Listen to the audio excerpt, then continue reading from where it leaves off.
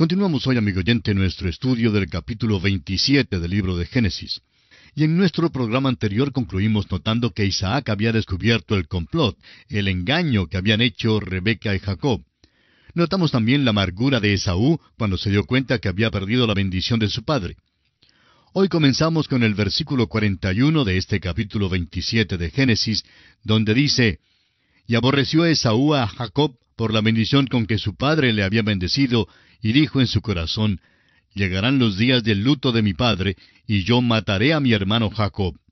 En otras palabras, Esaú piensa que su padre ya es viejo y que no vivirá por mucho tiempo más. Entonces piensa que al morir su padre, matará a Jacob. Dice: me voy a deshacer de él. Ese fue el pensamiento en el corazón de Esaú.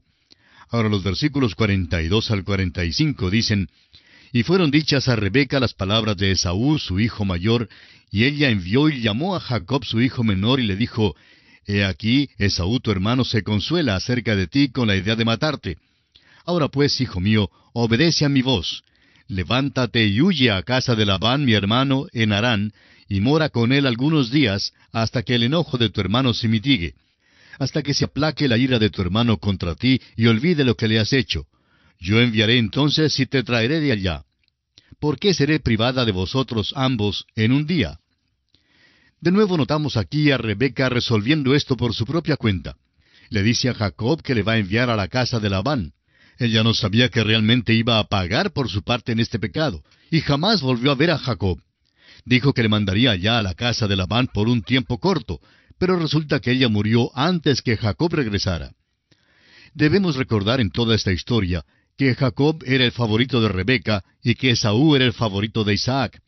Ella quiere que Jacob vaya a la casa de su hermano Labán, y es allí donde le envía. Amigo oyente, y es precisamente allí, en la casa de Labán, donde Jacob aprenderá su lección. Es que Labán le va a inscribir en una escuela y le va a enseñar algunas cosas. Jacob pensaba ser mañoso de nuevo, pero resulta que el tío Labán ya era perito en esa astucia. Pobre Jacob, encontrará que es simplemente un aficionado y gritará de desesperación. Gritará a Dios antes de que termine esto. Note usted que Rebeca dice que le enviará por algunos días. ¿Algunos días? Bueno, se prolongaron por unos 20 años, y durante ese intervalo ella murió. Nunca más vio a su hijo, al niño mimado, a su favorito. Ya puede usted imaginarse la vida de ella durante esos años, especialmente cuando se tiene en cuenta que Esaú tuvo mal concepto de su madre después de lo que sucedió en el incidente de la bendición. Ahora leamos el versículo 46. Y dijo Rebeca a Isaac: Fastidio tengo de mi vida a causa de las hijas de Het. Si Jacob toma mujer de las hijas de Het como estas, de las hijas de esta tierra, ¿para qué quiero la vida? ¿Recuerda usted que Esaú se había casado con estas mujeres paganas e impías? Y eso trajo tristeza al hogar de Isaac y Rebeca, y aún Rebeca quedó agobiada por eso. Ahora le dice a Isaac que si Jacob se queda allí, sin duda hará lo mismo. Pudo emplear esto como un pretexto excelente para lograr que Jacob saliera de su hogar porque Esaú buscaba matarlo. Tuvo esta pequeña conferencia con Isaac para determinar que lo más conveniente y correcto en este caso era enviar a Jacob a la familia de Labán, hermano de Rebeca. Rebeca es de allá. Recuerde cómo el siervo de Abraham había ido a buscarla precisamente a esa casa. Ahora el punto es enviar a Jacob por allá a buscar una esposa y también sacarlo del peligro. Francamente creemos que si se hubiera quedado, Esaú habría tratado de matarlo. Sin embargo, sucedió que Rebeca murió primero que Isaac. Jacob regresó para el funeral de su padre, pero ya no encontró viva a su madre. Y así concluye nuestra consideración del capítulo 27 de Génesis. Y entramos ahora a estudiar el capítulo 28. Y a vía de repaso, recordemos que en el capítulo 27, Jacob hizo una de las cosas más despreciables y viles que cualquier hombre pueda hacer. Lo hizo a instancias de su madre. Pero ¿sabe usted una cosa? A veces, las personas se justifican haciendo ciertas cosas o por cierto comportamiento raro o malo, simplemente diciendo que su madre no les amaba lo suficiente cuando eran pequeños. Pero amigo oyente, Jacob no podía decir eso. Jacob era amado y hasta mimado. Cuando su madre le mandó a hacer lo que no era honrado, lo hizo. Robó la primogenitura de su hermano Esaú. La primogenitura ya era de él. La formalidad del padre de darle una bendición no era necesaria de ninguna manera, porque Abraham no dio la bendición a Isaac. Dios se la dio, y es Dios quien se la da a Jacob. Lo que hizo en ninguna manera fue necesario, y usted puede estar seguro que Dios va a tratar con él por causa de eso. Ahora, el plan que Rebeca piensa ahora es un plan muy lógico y parece admisible. Sin duda era lo que convenía hacer en este caso. No le mencionó a Isaac que quería enviar a Jacob a casa de su hermano Labán para alejarlo de la ira de su hermano, y eso fue un engaño. Pero sí mencionó el hecho de que podía escoger una esposa por allá de entre su familia. En este capítulo 28 de Génesis encontraremos que Jacob sale del hogar. Llega a Betel, donde Dios se le aparece, y le confirma el pacto que hizo con Abraham. Leamos el primer versículo de este capítulo 28 de Génesis. Entonces Isaac llamó a Jacob, y lo bendijo, y le mandó diciendo, «No tomes mujer de las hijas de Canaán». Por todo el Antiguo Testamento encontramos que Dios no quiere que los piadosos se casen con los impíos. Eso de nuevo es la razón por la cual creemos que en el capítulo 6 de Génesis, donde dice que los hijos de Dios vieron a las hijas de los hombres, el sentido es que la línea piadosa se casó con la línea impía de Caín. Eso al final resultó en el juicio del diluvio, del cual quedó un solo hombre piadoso que ya vimos y estudiamos. El matrimonio de personas de distintas creencias siempre conduce a la impiedad. Y lo decimos como una advertencia. Reconocemos que vivimos en un día cuando los jóvenes no están muy dispuestos a recibir consejos, especialmente de personas adultas. Se preguntan, ¿qué es lo que los adultos saben en cuanto a eso? Bueno, se dice que la experiencia hace al maestro. Y la historia en estos casos de unión desigual casi siempre termina de la misma manera. Una señorita o un joven dice que ha encontrado la persona justa, la persona exacta con quien desea casarse, pero resulta que tal persona no es cristiana. Sin embargo, quiere casarse con esa persona y ganarla para el Señor. Joven y señorita que me escucha, permítame decirle que si usted no pudo ganar a esa persona para Cristo antes de casarse, tampoco le será posible ganarla después de casarse. Dios prohíbe que el piadoso, que el pío, se case con el impío. Siempre esto involucra tristeza. Hay literalmente centenares de casos, y todavía no hemos conocido un caso que haya tenido éxito en este asunto. Y es que no podemos ganarle a Dios. Dios ha escrito con tinta indeleble en su palabra que los piadosos no deben casarse con los impíos. Mire usted, por ejemplo, el caso de Acab y Jezabel. También el apóstol Pablo en su segunda carta a los Corintios, capítulo 6, versículo 14, dice, «No os unáis en yugo desigual con los incrédulos, porque ¿qué compañerismo tiene la justicia con la injusticia? ¿Y qué comunión la luz con las tinieblas?» El Nuevo Testamento amonesta a los cristianos a que no se unan en yugo desigual con los incrédulos. Ahora no se unen en yugo desigual solo sentándose con alguien en la plataforma. Lo hacen casándose. Esa es la manera de unirse con ellos. Y Dios nos prohíbe categóricamente que lo hagamos. Bueno, volviendo a Génesis capítulo 28, leamos los versículos 2 hasta el 5. «Levántate, ve a Padán Aram, a casa de Betuel, padre de tu madre, y toma allí mujer de las hijas de Labán, hermano de tu madre. Y el Dios omnipotente te bendiga y te haga fructificar y te multiplique hasta llegar a ser multitud de pueblos. Y te dé la bendición de Abraham y a tu descendencia contigo, para que heredes la tierra en que moras, que Dios dio a Abraham». Así envió Isaac a Jacob, el cual fue a Padán Aram, a Labán, hijo de Betuel arameo, hermano de Rebeca, madre de Jacob y de Esaú. Es obvio ahora que Isaac comprende que es Dios quien ha dado la bendición a Abraham y que Dios la ha transferido a él y que esta bendición debe ser pasada a su hijo Jacob. Si alguien preguntara acerca de la nacionalidad de estas personas, tendremos que decir que son sirios. Así los llama la Escritura. Realmente debemos decir que Abraham era sirio. Esa es la manera de designarlo. Luego, ¿fue judío Abraham? ¿Fue israelita? No, en realidad no lo era. La nación de Israel realmente no principia sino en Jacob, cuyo nombre fue cambiado por Israel. Luego sus 12 hijos llegaron a ser las 12 tribus de Israel. Ahora sí es verdad que esta línea procede de Abraham. Él es el padre, pero también es el padre de Ismael y de Madián. Por tanto, note usted que Abraham es el padre de los israelitas y también el padre de los madianitas. Veamos ahora los versículos 6 al 9. Y vio Esaú cómo Isaac había bendecido a Jacob, y le había enviado a Padán Aram para tomar para sí mujer de allí, y que cuando le bendijo, le había mandado diciendo, no tomarás mujer de las hijas de Canaán, y que Jacob había obedecido a su padre y a su madre, y se había ido a Padán Aram. Vio asimismo Esaú que las hijas de Canaán parecían mal a Isaac su padre, y se fue Esaú a Ismael, y tomó para sí por mujer a Maalat, hija de Ismael, hijo de Abraham, hermana de Nebaiot, además de sus otras mujeres.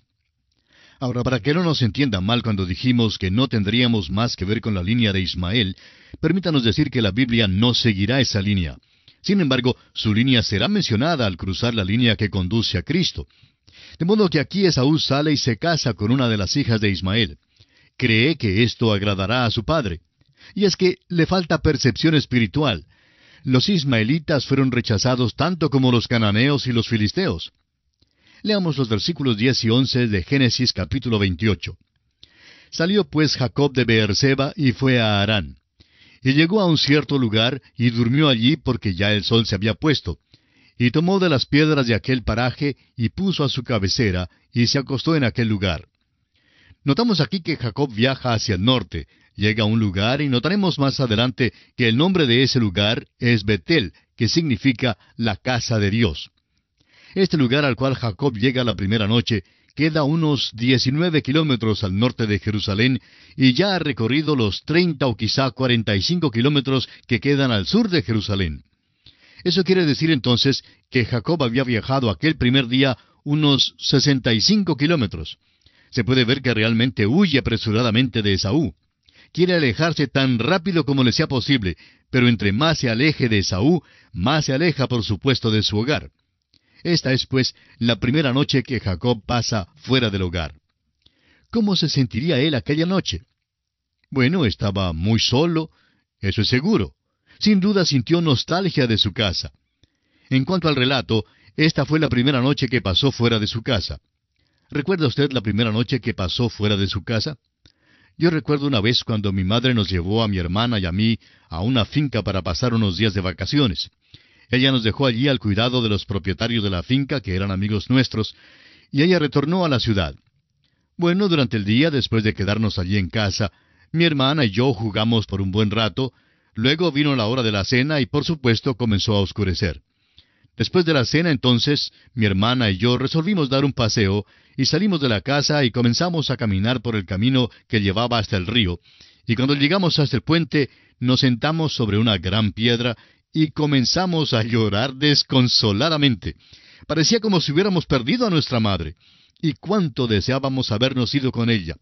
Parecía que estábamos solos y desamparados en el mundo y deseábamos ardientemente que nuestra madre regresara y nos llevara. Bueno, finalmente cuando ya nos cansamos de llorar, volvimos a casa y fuimos a dormir. Al día siguiente, cuando nos levantamos, algunos de los muchachos de la finca comenzaron a bromear con nosotros, diciendo que habíamos llorado desconsoladamente. Bueno, era verdad, y era que sentíamos una profunda nostalgia de nuestro hogar. Por esa razón habíamos llorado con tanto desconsuelo frente a ese río. Y bien, aunque Jacob ya era realmente un hombre, tal vez debió haber sentido nostalgia también de su hogar. Era la primera vez que estaba separado de Rebeca, su madre. Había sido dominado por su madre toda la vida, y ahora no lo era. Andaba por su propia cuenta por primera vez en su vida. Se acuesta y las piedras le sirven de almohada. Amigo oyente, es un lugar triste, y alguien ha dado una descripción breve diciendo que hay rocas grandes y descubiertas que quedan a unos 1,200 pies sobre el nivel del mar en los cerros. Suponemos que hay muchos lugares así como este en el desierto, con una topografía bastante triste. Sin embargo, este fue un acontecimiento descollante en la vida espiritual de Jacob, y no solo es ahora, sino también en los años venideros. De modo que este es el lugar donde llegó y aquí se acuesta. Ahora, los versículos 12 al 15 de este capítulo 28 de Génesis dicen, «Y soñó, y he aquí una escalera que estaba apoyada en tierra, y su extremo tocaba en el cielo. Y he aquí ángeles de Dios que subían y descendían por ella. Y he aquí Jehová estaba en lo alto de ella, el cual dijo, Yo soy Jehová, el Dios de Abraham tu padre, y el Dios de Isaac. La tierra en que estás acostado te la daré a ti y a tu descendencia. Será tu descendencia como el polvo de la tierra, y te extenderás al occidente, al oriente, al norte y al sur. y todas las familias de la tierra serán benditas en ti y en tu simiente. He aquí yo estoy contigo, y te guardaré por donde quiera que fueres, y volveré a traerte a esta tierra, porque no te dejaré hasta que haya hecho lo que te he dicho. A propósito, encontramos aquí que Jacob estaba en la región en la cual Dios primero se había aparecido a Abraham en la tierra. Y ahora Dios está dando a Jacob exactamente lo que primero había dado a Abraham. Lo repitió a Isaac y ahora lo reafirma y lo confirma a Jacob. Dios hará lo que ha prometido. Usted puede ver que esto sería de consuelo y ayuda a un hombre solo y nostálgico que no ha tenido que huir apresuradamente de su casa. Va a un país lejano y esto le servirá de gran consuelo y ayuda. Y Dios promete a Jacob que estará con él y que le traerá de nuevo a la tierra. Le dio la visión de la escalera que llegó hasta el cielo y Dios le habló. Ahora, ¿qué significa la escalera? Nuestro Señor Jesucristo la interpretó cuando llamó a Natanael. Natanael era sabiondo a propósito. Él dijo, ¿de Nazaret puede salir algo de bueno? Nuestro Señor trató con este hombre, y cuando Natanael le preguntó cómo le conoció, Jesús le dijo que lo había visto debajo de la higuera. Así nos lo cuenta el apóstol Juan en su Evangelio en el capítulo 1, versículos 49 al 51. Respondió Natanael y le dijo, Rabí, tú eres el Hijo de Dios, tú eres el Rey de Israel. Respondió Jesús y le dijo, porque te dije, te vi debajo de la higuera, ¿crees? Cosas mayores que éstas verás. Y le dijo, de cierto os digo, de aquí adelante veréis el cielo abierto y a los ángeles de Dios que suben y descienden sobre el Hijo del Hombre. Fue fácil convencer a Natanael. Era escéptico al principio del ministerio de Cristo. Pasaron también 3 años antes de que Tomás viera la luz. Ahora, ¿qué es la escalera? La escalera es Cristo. Dios está en lo alto de la escalera en el cielo y está diciendo, este es mi Hijo amado, en quien tengo complacencia. Dios habla al hombre hoy a través de Cristo. Usted no puede llegar a Dios directamente. De vez en cuando oímos decir a alguien en su testimonio, al convertirme, llegué directamente a Dios. Amigo oyente, usted no puede tener acceso directo a Dios. Usted se llega a Dios por medio de Cristo. Él es el único camino que nos permite acercarnos a la presencia de Dios. Es la escalera que desciende del cielo para que los pecadores puedan subir por ella. Jesús es la escalera. Los ángeles de Dios suben y descienden por ella. Vienen de Él, el Señor Jesús mismo. Esto primero fue dado a Jacob, el usurpador. Cuando nuestro Señor Jesucristo vio a Natanael, le dijo, «He aquí un verdadero israelita en quien no hay engaño». No había nada de Jacob, ni de trampas en Natanael. Fue humorista, pero no un engañador. Ahora Dios tratará con Jacob el tramposo. Le ha dado esta gloriosa y maravillosa promesa, pero a Jacob le falta mucho que aprender. ¿No es esto también verdad en cuanto a nosotros hoy en día? No es extraño que Dios tenga que enseñarnos. No es extraño que Dios tenga que disciplinarnos. Azota a todo el que recibe por hijo. El Señor tiene que sacudirnos, nos disciplina y pone hierro en la columna vertebral y en la sangre. Nos da ánimo y fuerza para estar firmes por Él. Nos lo hace a nosotros, lo hizo a Abraham, lo hizo a Isaac y lo hará con Jacob también. A Jacob todavía le falta mucho que aprender. Leamos ahora los versículos 16 y 17 de este capítulo 28 de Génesis que estamos estudiando. Y despertó Jacob de su sueño y dijo, «Ciertamente Jehová está en este lugar, y yo no lo sabía». Y tuvo miedo y dijo, «Cuán terrible es este lugar. No es otra cosa que casa de Dios y puerta del cielo». Cuando Jacob huyó de su casa, tenía un concepto limitado de Dios. Creía que si huía de la casa, huía también de Dios. Creía que había dejado a Dios por allá en su casa. Pero luego descubrió que Dios estaba con él allí también, en ese lugar. El Señor está en este lugar. Dios le dijo que iría con él. Por eso dice Jacob, «Cuán terrible es este lugar». Lo único que hace que una casa de Dios sea terrible es el hecho de que usted es pecador y que trata de huir de Dios. Cada casa de Dios, cada iglesia, debe ser un lugar terrible para cualquier pecador que huye de Dios. Es el lugar donde el pecador debe encontrarse con Dios, donde se enfrenta cara a cara con Dios por la escalera que ha sido bajada del cielo, Cristo mismo. Leamos ahora los versículos 18 al 22 de Génesis capítulo 28. Y se levantó Jacob de mañana y tomó la piedra que había puesto de cabecera, y la alzó por señal, y derramó aceite encima de ella. y llamó el nombre de aquel lugar Betel, aunque Luz era el nombre de la ciudad primero. E hizo Jacob voto diciendo, si fuere Dios conmigo, y me guardare en este viaje en que voy, y me diere pan para comer y vestido para vestir, y si volviere en paz a casa de mi padre, Jehová será mi Dios. Y esta piedra que he puesto por señal será casa de Dios, y de todo lo que me dieres, el diezmo apartaré para ti. Jacob tiene mucho que aprender, y esto se evidencia aquí. ¿Qué es lo que está haciendo? Quiere hacer un cambalache, un trueque con Dios. Le dice al Señor, si tú haces esto, entonces yo haré aquello. Y Dios ya le había dicho que Él iba a hacer todo eso por él. Dios dice, yo voy a guardarte y voy a traerte de regreso a esta tierra y voy a darte esta tierra y te voy a dar una descendencia. Jacob ahora le dice a Dios, si tú haces esto y aquello, él quiere hacer un trato con Dios y le dice, si tú lo haces, entonces te serviré. Amigo oyente, Dios no hace tratos con nosotros de esa manera, y no lo hizo con Jacob en aquel día. Si lo hubiera hecho, Jacob nunca hubiera regresado a esa tierra. Dios lo sacó de esa tierra, y Dios lo trajo de regreso a esa tierra por su gracia y su misericordia. Y cuando Jacob finalmente regresó a Betel, regresó como un hombre más sabio. ¿Sabe usted a qué regresó? Regresó para adorar y